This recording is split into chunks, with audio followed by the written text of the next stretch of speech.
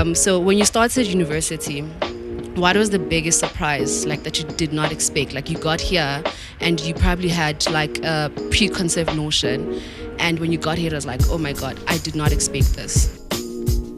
Okay, it was. So I want to know from you if you've ever personally felt, the pressure to like keep up with the trends, to like want to be where everyone is, want to wear what everyone's wearing, want to, even like eat like maybe nice food, like, once, maybe not even once in a while, like, frequently. Have you ever felt that pressure? So much, since from first year till today. And like, how do you handle it? How do you handle it? Till today, I'll start by sharing my experience.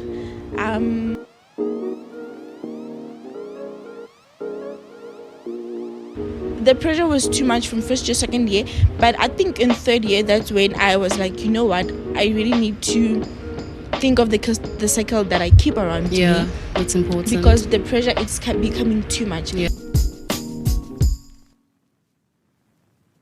Hello, hi. Welcome to another episode of Short Left to Self-Love, the podcast where we talk all things holistic health, self-development, and empowerment for students and the youth just like you. I'm your host, King, and today's episode is titled Nothing Changes If Nothing Changes. So we're talking about the pressure that students face when it comes to financial and academic decisions, and how coming from different social and financial backgrounds plays a role in university life. So I'm joined by the beautiful Nthabiseng. I don't want to butcher your surname, so could you please introduce yourself and just tell us what you do and what you're on about? All right. My name is Manager Nthabiseng Krista.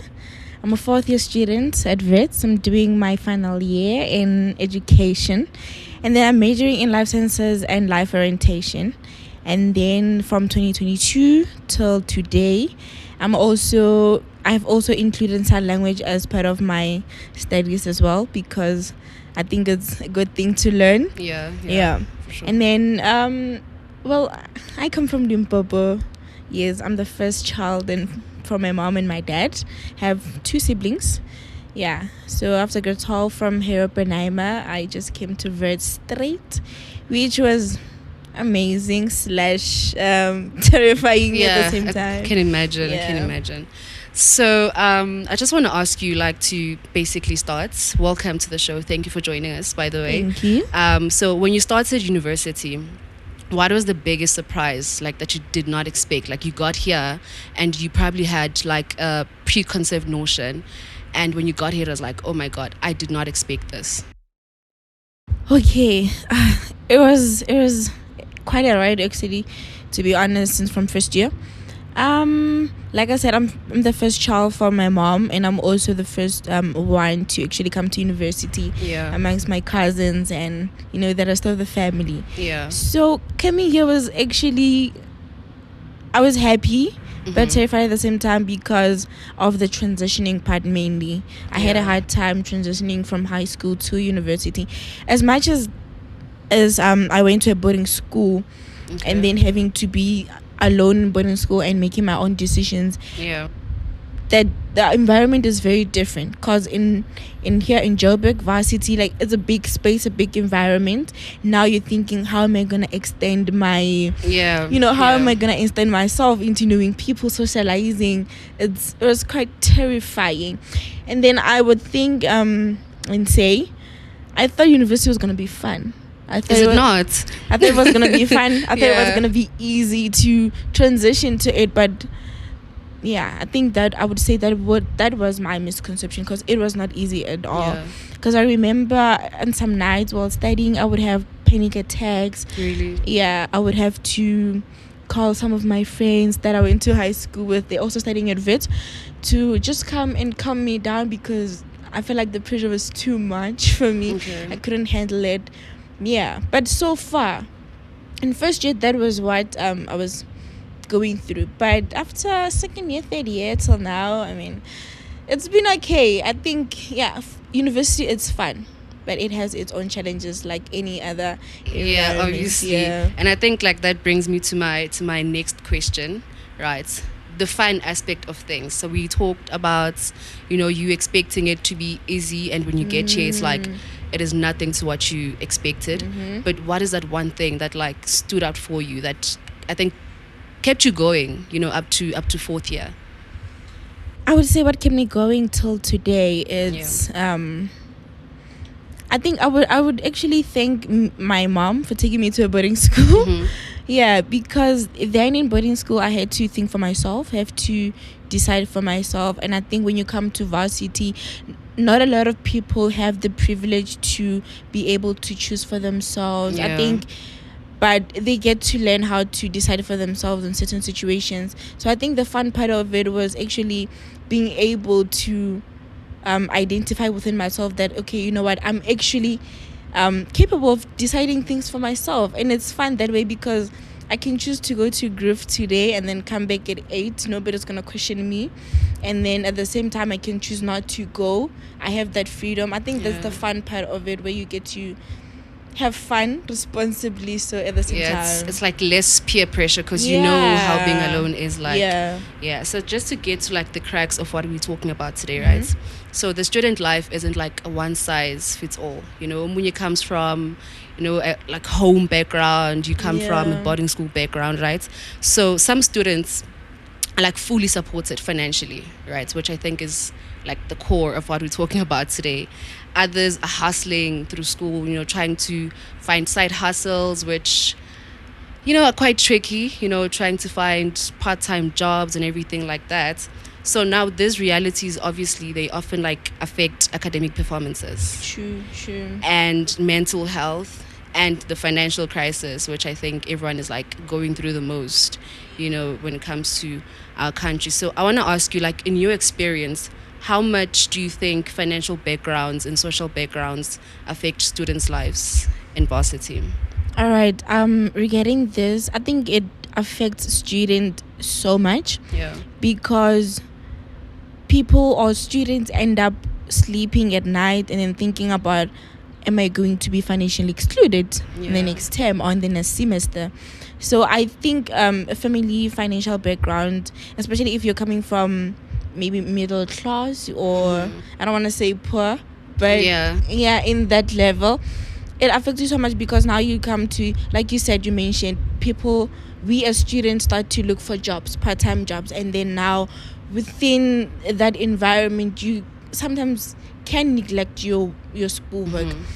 I've faced that, but not to a point of financial exclusion, but I have experienced and got to a point where my finances were not good, especially with my mom having to work so hard and take care of me and my siblings as well. I had those thoughts of maybe trying to get a job, but at the same time, I didn't think, in my first, second and third year, I didn't think I was capable enough to fully focus on my schoolwork and also work at the same time. However, this year, that's when I'm like, okay, you know what, I think I'm at a point where I'm able to manage my time, to balance. I know how to study effectively, and then I think I can get a part-time job now. I think most people might think, why in fourth year? But I think it's working for me, because now I'm able. Got the hang of it now. Exactly. So it's not nice. I don't want to lie. It's not nice, because you even socialize with kids that they are so-called planned kids. Like they get everything. They are fully funded. They have everything. You get to socialize with them. And then with the things that they are used to, with the things that they do when they're not on campus, and then you want to fit in. And it's impossible. It puts so much pressure, and then some people might lose focus. But I would say rather try to find out what best ways can you balance your schoolwork, and then learn the things that you are capable of, and then try to improve on some things before actually trying to get to finding a job. I know it's difficult. It is. It's not for everyone. Like you said, it's not for everyone. But I think it might work for some other people, like how it's working for me now. Yeah. So as like we know that student life is 40% academics, if we're being honest. Yeah. And 60% life. You get here, you make friends, you see different trends. It's different from high school. Now this is a bigger playground, right? Yeah. So I want to know from you if you've ever personally felt, the pressure to like keep up with the trends. If like there's a huge event coming up, there's one coming up in May, I'm not going to say its name, but everyone is basically going there, but have you ever felt that pressure to like want to be where everyone is, want to wear what everyone's wearing, want to, even like eat like maybe nice food, like, once, maybe not even once in a while, like, frequently. Have you ever felt that pressure? So much, since from first year till today. And like, how do you handle it? Till today, I'll start by sharing my experience. Coming into varsity, I met a few friends. They were coming like from good, families. They financially stable. The pressure was there because all my friends are now getting frontals. They're getting their nails done every month. They're going to all these different clubs, restaurants. They're eating like fine dining. Yeah. And then with me and my financial situation, I couldn't like, do everything with them. And then it came to a point where now they would invite me to things every time, and I'll always, no, I can't have to make an it. excuse. Yeah, you become good with excuses. Yeah. Like, no, I can't make it today because I have an assignment coming. But that was not the reason. The reason was just I cannot afford. The money. I don't have the money. And then the pressure was too much from first year, second year. But I think in third year, that's when I was like, you know what? I really need to think of the cycle that I keep around me. Yeah, that's important. Because the pressure, it's kept becoming too much. Yeah. Now I'm starting to think of doing some things that we know people do. I don't want to mention them, but we know they do. So I had to choose and had to set my priorities straight to say, you know what, you have to know what you're here for. You have to know what you can do now, and then what you are working on being able to do in the future or in the coming years. So from then I decided, I cut some of the people out of my life. You have to. And then since from then, the pressure has been way less. I don't want to lie. So even now, if I can't go out this month, I know it's okay. I can go. I can try to save up and then go for the next month. But fitting in, it's a thing that hits, especially with girls. Everyone is getting their frontal, the second frontal, nails and everything, But I think people have to decide on their priorities. It's not bad to take a step back and then start from where you can to get where you want to be. And like, there's no problem in living within your means. I think you can always live the simplest life, but like live it very nicely. Very nice. Yeah, but now there's so much pressure, like social media. When you're there, you see a different side of things, and when you get here, it's like, things are now different. You could be at home and be like, okay, when I come there or like when I go there, I'm gonna be disciplined. I'm gonna prioritize. But when you actually get here, now things are different, because now this is like basically in your face. You're no longer seeing it from a different from the screen. Yeah. So from that question, I think I want to ask you, what myths do you think students believe about student life? Like, let's say kids in matric or grade 11. What do you think they see varsity life as? I think this is one of the things that I also had. One of the myths that I had. Yeah. When you're in grade 12, one thing that keeps on coming into your mind about varsity is, I want to glow. Is the glow up? They need to know. I'm in Josie now. They have to know. Yeah, I'm in Josie now. First thing, I need to get an iPhone. I need to create content. I need to glow. Yeah. But that's not the case. That's not how it's gonna be. That's not how it has been. Yes, you get to varsity, there are things that you're going to experience before you can even thinking of yourself glowing and everything. I think the glow part, but that's one thing that keeps them to think varsity life, it's nice. But I don't blame them, because I think we are the people who are promoting that.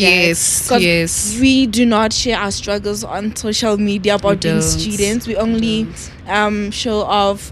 If I went to Tasha's, then I'll take a picture. I'm like, and then they come to think student life, it's very easy. It's all it's not. about. But I think if we start sharing the real struggles, they would have better conceptions or perceptions of what varsity life actually looks like. Yeah. So you went all the way to 4th year. Congratulations, by the way. You were almost there.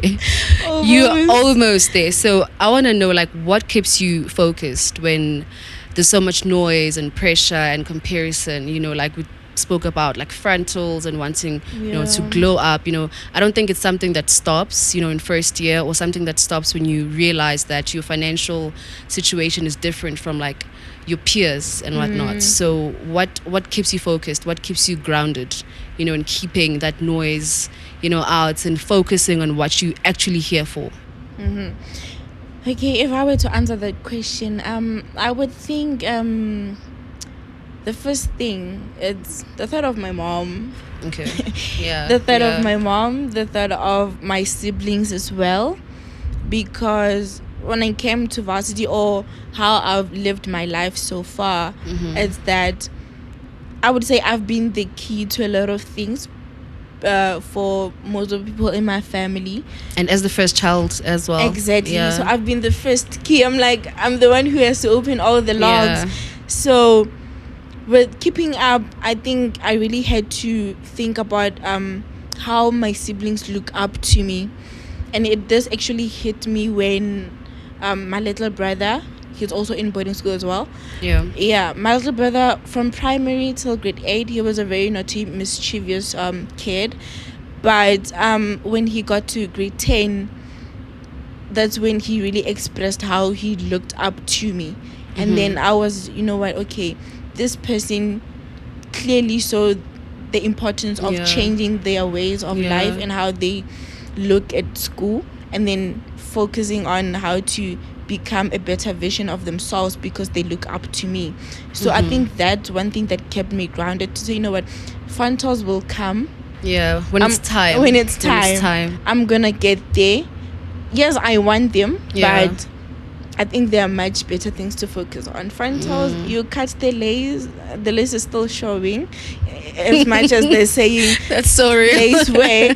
Yeah, but lace, we see it. We see it. Yeah. So I'm like, you know what, the lace will come and go, but I'm still gonna get there. And I believe when I get there, I think I'll be a much better person. Sure. Yeah. I love that. So we've been talking about like problems, financial problems, you know, the pressures and the noise. So I want us to like shift our focus to solutions, because what this podcast does is we want to give practical solutions to you know, problems regarding like everything, you know, whatever it is that we're talking about. So today we're basically talking about nothing changes if nothing changes, you know, giving solutions on how to balance this financial weight and academics. So what mindsets or like daily habits, you know, could be 2 or 3 that have helped you stay grounded and that help you avoid, you know, getting lost in the hype? And I'm talking like things that you have to do daily, because you spoke about your brother, you spoke about your mother, but I feel like that's like the umbrella of everything. But like, you know, simple things like on a daily that help you, you know, remind yourself that, you know what, I'm here for this, and I need to stay grounded, and I need to avoid the hype as much as I can. So just 3 daily habits. Okay, 3 daily habits. Okay, but I'll first like to talk about habits a bit. Okay, please do. Yeah, because I think a lot of people do not understand what habits are. You know, like the bad habits and good habits as well. I think first identifying the good habits that you wanna, you know, like improve on, and also the bad habits that you have as a person. I think the moment you identify those habits, then you can think of better habits to counter that. So I would say firstly, people should think of to not only think of having to set now goals, like short-term goals or long-term goals. Then you will be able to like develop habits. For example, if I'm saying I want to wake up at 5 a.m. just because it's exam time, you see, that won't become a habit. But if I'm like, I want to wake up at 5 a.m. every day because I want to be able to do a lot of things within my reach or within my day, then a habit can, like, you can improve on that habit. Yeah. So habits, I would say mine, waking up early. Waking up I second that. Yeah, whether it's a holiday or not, have Waking up things to do. Yeah. Have things to do. And also, I think journaling, I think it helps. Journaling not necessarily mean you have to only talk about how you feel and what you need to do, but I believe in having a to-do list. I don't think I can live my life without a to-do list. Yeah, I can't as well. I plan like everything to the T. Yeah. So yeah. And also having to plan ahead. I have a friend of mine once said, you overthink about things that are not here, but I'd rather think about them now than think being a about visionary. Yeah, I'd rather think about them now and plan for them now than having to plan 1 second for that thing to happen. So I would think planning, journaling as well. Need to identify your growth, like, as a person every day. I think that's what kept me going. I think those are the waking up early, journaling, planning. Please, I can't live without a to-do list. Same. Like I need to plan my month from like the previous month. Like now we're in April. I like know what I need to do in May, and if someone just comes and they're trying to include something, it really frustrates me because I know that I needed to like plan that thing like really properly. Right. So I like that. I really like that. So if you could give like one piece of advice to a first year, probably watching this, or is gonna bump into this, one day, like what would you say to them? Like how to balance the finances and academics. Okay. One single advice I would give, which I actually got to realize later in my third year, is the importance of prioritizing. Learn to prioritize, because if you yourself, you cannot prioritize things from within and for yourself, nobody's going to do that for you. Nobody's going to think for you, but you have to think for yourself. Know what comes first in your life and then what comes second. Because if you do not do that, I don't think you will end up going with what people say, going with trends, with what friends are doing, and then you're going to lose focus. I think prioritizing, it's one of the things that I think it's a skill that people need to learn at a very young age. Know what's important. Know what's important. Know what's important. But I think the first important things is yourself. You're the important. Prioritize, but prioritize yourself first. Exactly. Because being in varsity, you meet a lot of people, like myself, I did. People were so entitled that they thought I should prioritize them first before me, which I don't think made sense to me. It doesn't even now. It doesn't at all. So people will come in your life, they'll come and go, but the real ones will stay. Prioritize yourself first, then I think you will do good. You're good. Good. I love that. So we're just nearing like the closing now. So I just want to know, like, what does nothing changes if nothing changes mean to you? If you could explain it to me in like 2 sentences. The ability to take and understand that everything needs your own initiative. You are the first person to initiate something that it's good for yourself, whether it's bad. Because as much as people come into your life and then they bring different values, and if you seem to be stuck in a certain place, for you to get out of that place, it only takes yourself initiating to get out of that place. Because nobody's gonna do that for you. People say, for example, I would say change is difficult, it's important. However, change only can happen if the person takes the initiative to change. So I believe taking initiative, exactly. Sure. So thank you so much for your time. Thank you for your knowledge. Thank you for your wisdom. Thank you for being open. I personally learned a lot. You gave me very practical solutions, to like real problems, and it wasn't like, it was very personal. It was very heartfelt, and Thank you for gracing us with your presence.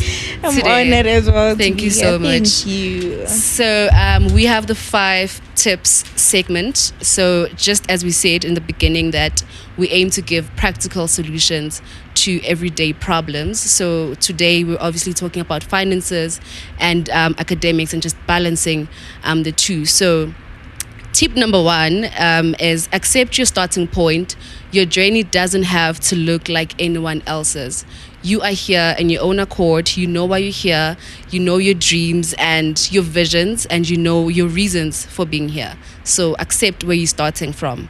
Eventually, you're going to get to where you need to get. Tip number 2 is stay financially mindful. That 1.6, make sure that you use it properly. Don't try to buy tickets when you can't afford them. Social pressure is temporary. Debt is not. Tip number 3 is focus on your why. Why are you here? To make yourself proud, to build something of your life, and to, be maybe the greatest podcaster, or greatest journalist or teacher. So always remember your why. Always go back to why you are here. Tip number 4 is define fun on your own terms.